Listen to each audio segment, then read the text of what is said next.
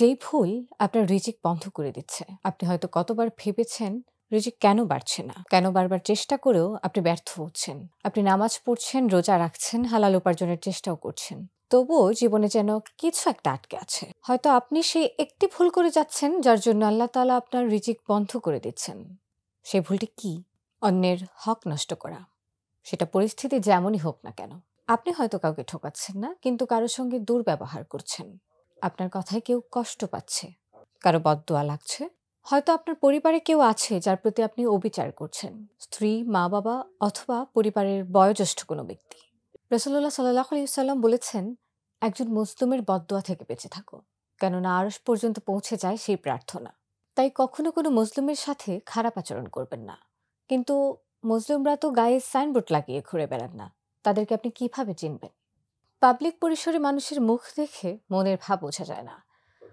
প্রতিদিন চলার পথে আমাদের সাথে অগণিত মানুষের সাথে দেখা হয়, কথা হয়। ভিক্ষুক, অসহায় মানুষ থেকে শুরু করে অফিসের মুরব্বি, কেরানি কিংবা ঝাড়ুদার। কে জানে, হয়তো এদের মাঝেই কেউ আছেন পরিবারে নির্যাতিত, কর্মক্ষেত্রে নিপীড়িত, সমাজে উৎপীড়িত। যখনই কারো সাথে কথা বলবেন, বিরক্তি নিয়ে কথা বলবেন না। ধৈর্যের সাথে বিনয়ী হন। দেখুন, একটি মানুষ কতটুকু মানবিক তা আপনি কিভাবে অনুমান করতে পারেন? একটি মানুষ যখন আর্থসামাজিকভাবে তার চেয়ে নিচের সিঁড়ির মানুষের প্রতি কতটুকু মনোযোগী তা আপনি বুঝতে পারবেন, তখনই মানবিক পরিচয় অনুমান করা সম্ভব।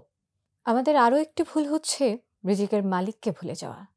আপনি টাকার পেছনে দৌড়াচ্ছেন, কিন্তু দোয়ার দরজায় কড়া নাড়ছেন না।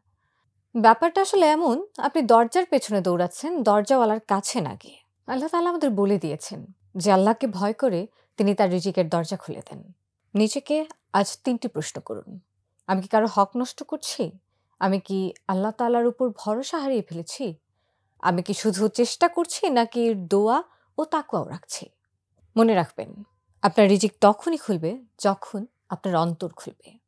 তাই এখনই ক্ষমা চান, হক আদায় করুন, আল্লাহর কাছে ফিরে আসুন।